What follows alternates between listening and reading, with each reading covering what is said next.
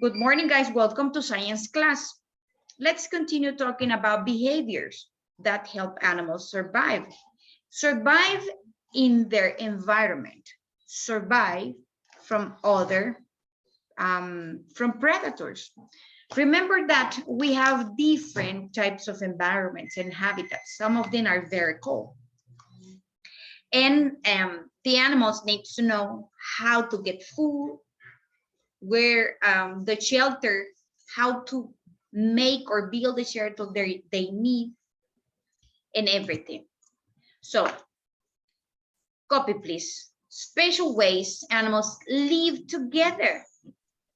Miss, I have a question. We need to do the rows. No. Okay. Special ways animals live together. And I will give you some examples. The first one is symbiosis, a special way in which two kinds of living things live together. Symbiosis.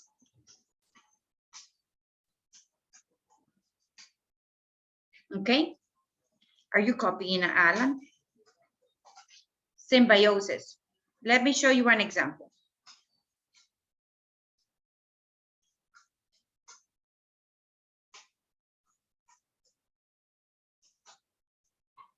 What movies reminds you this picture? Look at this picture. Finding Nemo. Finding Nemo, right? So Yes. the relationship between the anemone and Nemo in the movie is symbiosis. Okay? It's a special way in which two kinds of living things live together. Not all kinds of fish can live in an anemone because it is, I think it has poison or some electricity.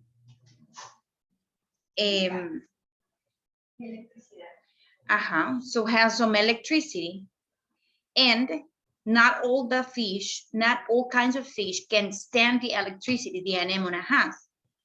So, but the clownfish in this case, because Nemo is a clownfish, can stand that electricity. So they have a relationship. Good job. The second one, it's parasite. Parasite, a plant or animal that feeds off another living things or harms it, like fleas. Fleas. And what's that parasite? Fleas are parasites. What are fleas? Pulgas. Oh. So it's, look at here, it says a plant or animal that feeds off another living thing. So the fleas feed themselves from a dog, from cats, from cows. I think there are other ones. Okay.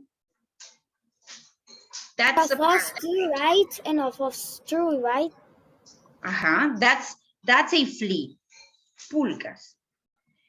And they survive thanks to another living thing. And the last relationship is the host. So the fleas are parasites, and the dog is the host. Is when you go to visit a friend, or you go to visit one of your relatives, and that person that receives you is the host. If someone go to your house and visit you, you are the host. So a plant or animal that is harmed by a parasite. The parasite is the flea. And the dog is harmed. Finish to copy, Daniel. Thank you, Daniel. So I finished to copy all, Miss. Thank you. Yes, Thank you, finished to copy out to Santiago. Okay. I'm finished. I finished, Miss. So that is a host. But not only dogs are hosts, all the animals. Sometimes there are little parasites that Miss, I finished to in copy, Ivana.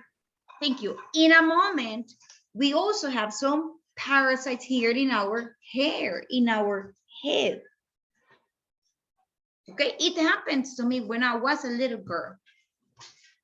It happens to me, yeah. And those parasites I've had here, okay, in my head, they, I think are lice. Where do you know what I'm talking about?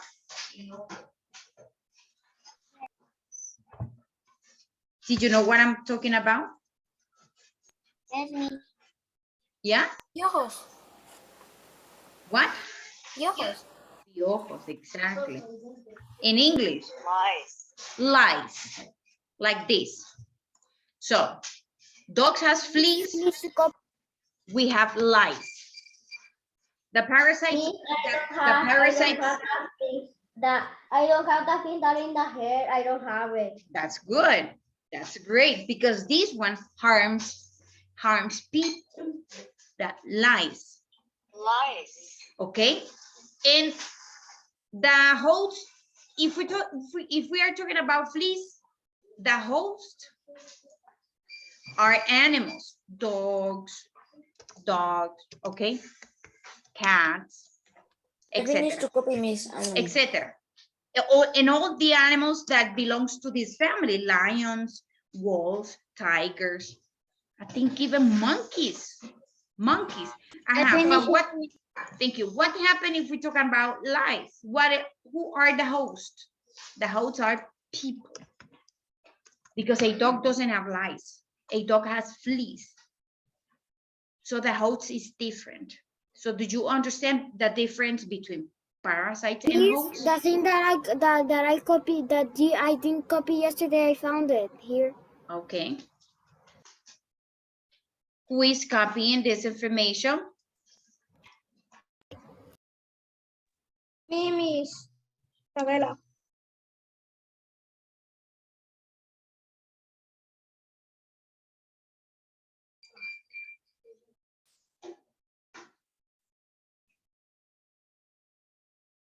Who is copying, guys? Finished to copy, Diego. Okay. Yes, I think Isabela said that she was copying.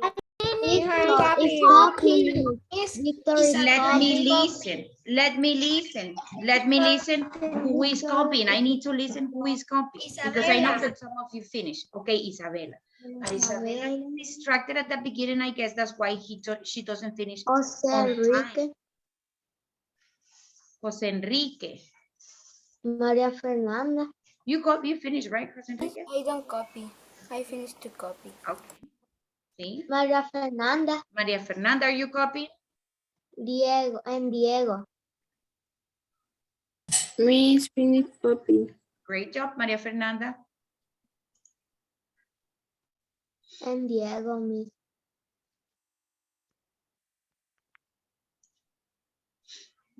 Good job. Okay, so may I change this? Yes. Yeah? Okay. Yeah. Continue. Let's read this information. Migrations and hibernation. You already copied what migration is. Some behaviors help animals survive the winter. Okay. Some behaviors. Behaviors is how the animal act, what the animals do to get food, how the animal make the nest or make the shelter, the burrow. Some behaviors help animals survive the winter. Many animals travel to warmer locations for the winter months and then go back when spring arrives.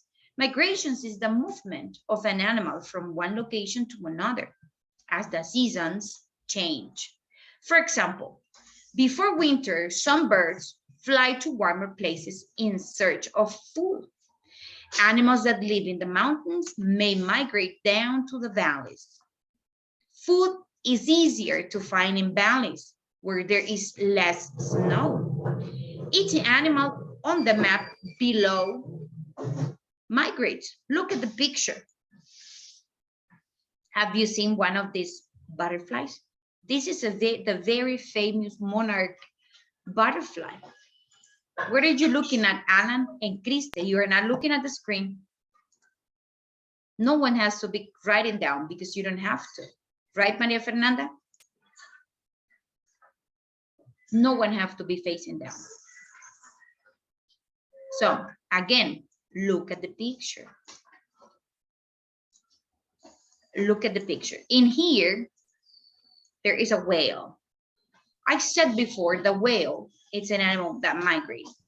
These whale live here in the Pacific Ocean, but in this area, very at the northern part of the planet. But when it is winter, the whale migrate, move, travel down, travel to Mexico's water here. And also, the whale give birth babies here in these waters because these waters are not so cold like these ones. Okay, this is the famous monarch butterfly. And also that butterfly hatch in Mexico, in the forest, some forests of Mexico. But when it is winter, they move. And that's part of that behavior, the way they act. What do you do if it is like in these days that is cold? We have to protect our body. So that's a behavior. What happens if we don't do it? We can get sick very easily. Now, continuing here.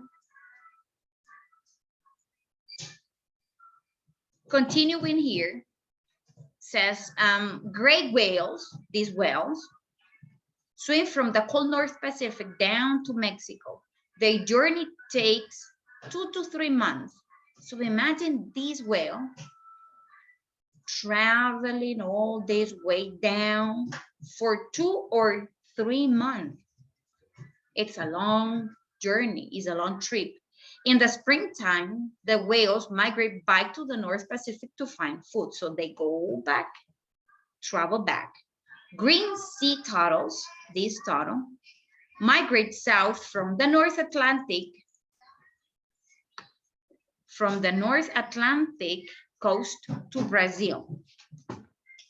Wow, you connected pretty late, 10:37. Almost 20 minutes. Problem with the connection.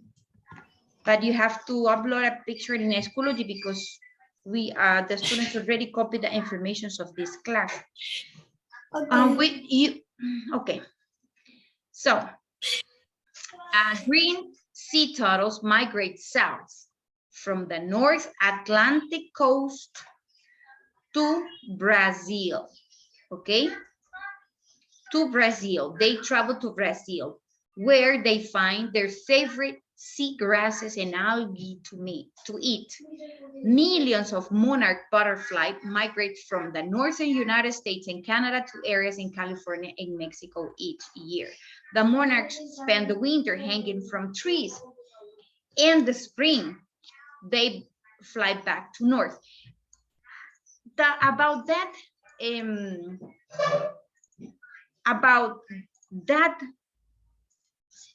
monarch, I'm going to show you. Need to do online worksheet. No, but I want to show you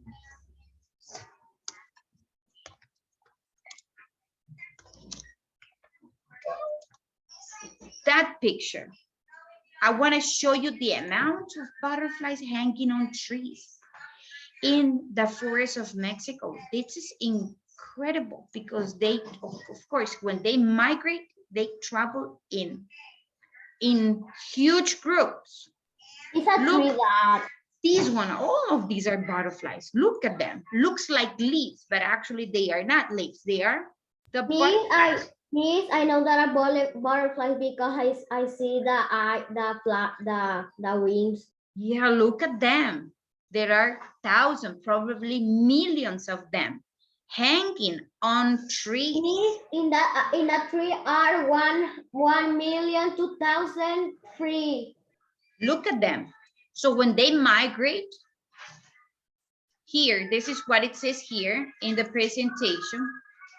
See, the monarchs spend the winter hanging from trees.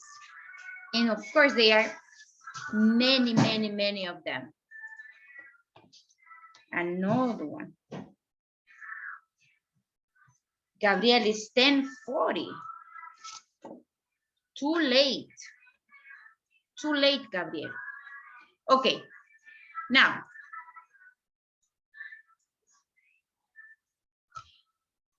you have just learned how some animals migrate from warmer areas for the winter. Other animals go into a deep sleep called hibernation. During hibernation, the body of an animal slows down so that it uses hardly any energy. Could you name animals that hibernate? Could you name animals that hibernate, class? Like this one, Bears, you know? bears. Bears are animals that sleep for a long period of time, because that hibernation is when an animal sleep for a long period of time. Ground squirrels. That one, which is this picture, ground squirrel, are true hibernators. This ground squirrel may sleep the entire winter without waking up. So these animals have to prepare the body to spend a lot of time just sleeping, not eating. Imagine that we have to eat 3 times a day. If we don't eat one of our meals, then we got like stomachache. And of course, one day without meal, so the next day we're gonna be very weak, very, very weak. So it's not good. It's not good. So our body is not prepared to hibernate. We can sleep 10 hours maybe, but not 2 months. When animals are hibernating, they appear almost dead because of the heartbeat. The heartbeat slows down. El heartbeat, ¿cómo les digo eso? En Spanish, los latidos del corazón. See, so our heart, the heartbeat of our heart has a specific un ritmo específico. But when an animal is hibernating, the heartbeat slows down. So you can't feel it. You can see the animal breathing. If you have a dog, when the dog is sleeping, you can see the belly of the dog breathing. You can see that the animal is breathing. But when an animal is hibernating, you can't see that because it's very, very slow. Now, there are 2 kinds of hibernating animals. The hibernators, like the ground squirrel in the picture, stay in deep sleep for the whole winter. Before hibernating, ground squirrel eat as much as possible. They build up body fat, okay? Fat. Ellos crean grasa in the body, which they will use for energy during the long winter. So when the animal wake up after a long period of time, it's not fat, it's thin, because all of those fat was energy the body used to survive. Okay. The other kinds of hibernators don't sleep through the whole winter. The brown bear here below,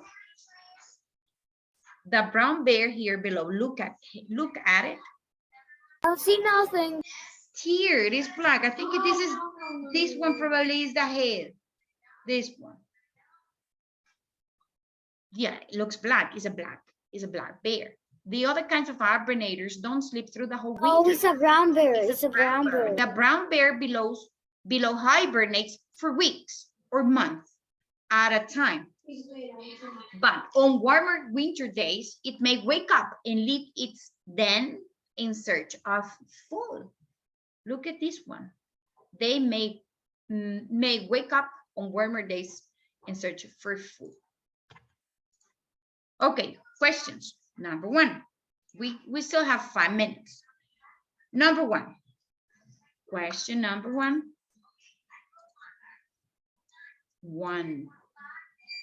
What are some ways adult animals care for their young? How can an adult take care for the young? How?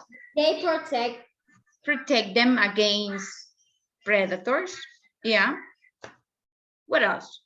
How do your parents protect you? No, because my mom is not with me. I don't know because my mom is without me. She's in work. So I don't know. But she provides everything you need. What do you need in order to live?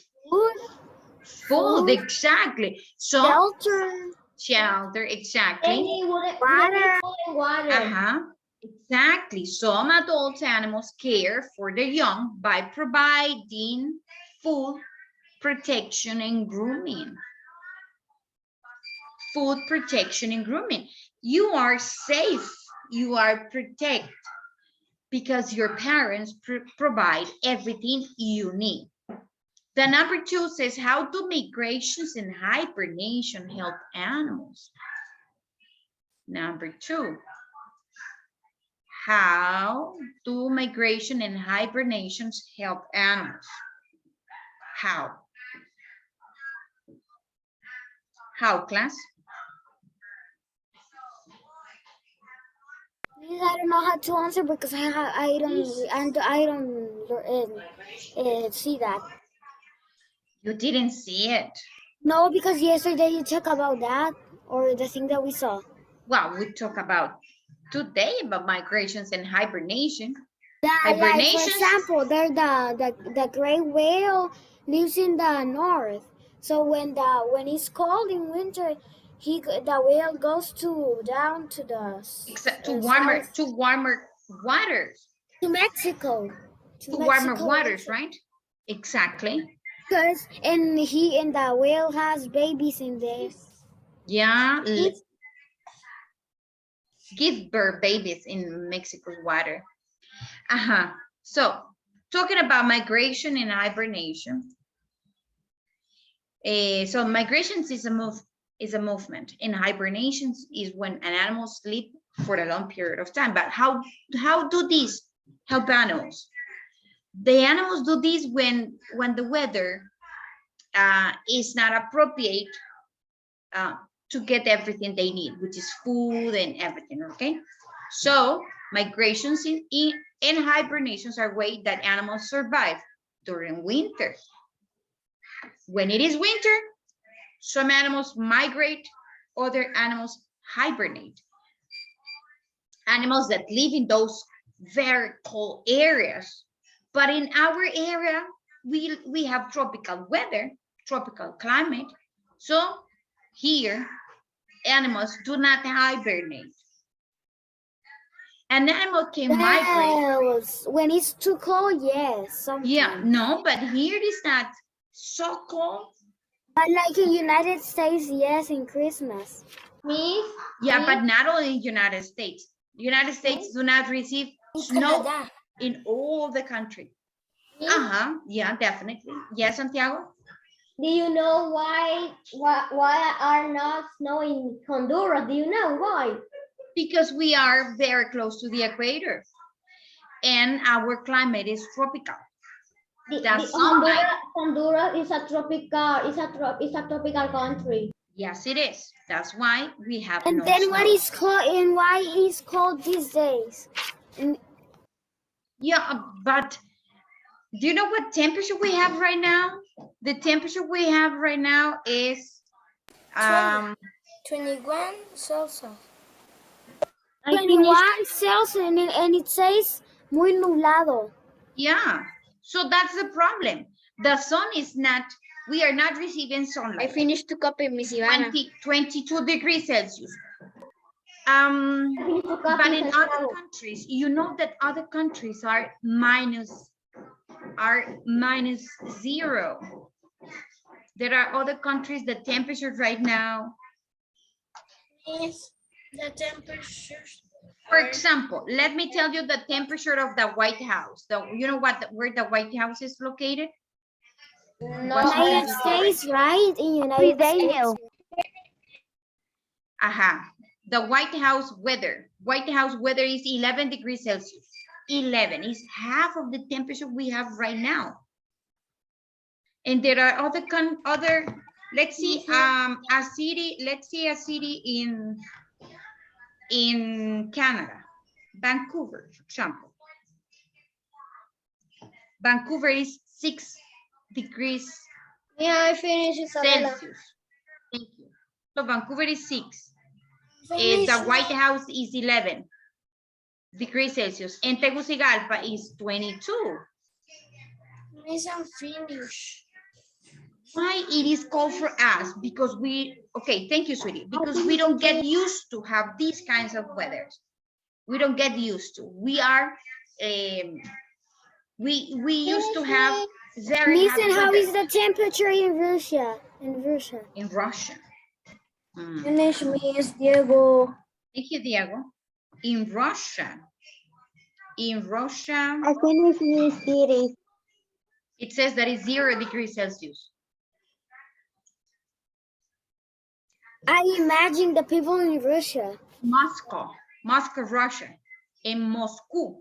Moscow is the. I imagine the capital. people in there, how they are. 0 degrees Oh, Celsius. I think people in Russia están acostumbrados to the cold weather. Exactly, and the houses are built to this kind of weather. Those houses have calefacción. So inside, the temperature is appropriate to be okay, to feel okay, not cold.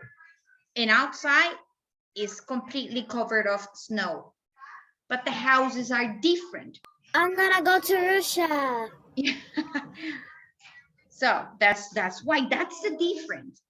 And all of those things, people also have to adapt to the environment. They have to solve. Thank you. They learn how to build houses that protects them better against cold weather. Our houses are not made to protect us against cold weather. Well, there's something. No. We have cobijas. Yeah, but what happens when the wind blows a lot? We can close the windows.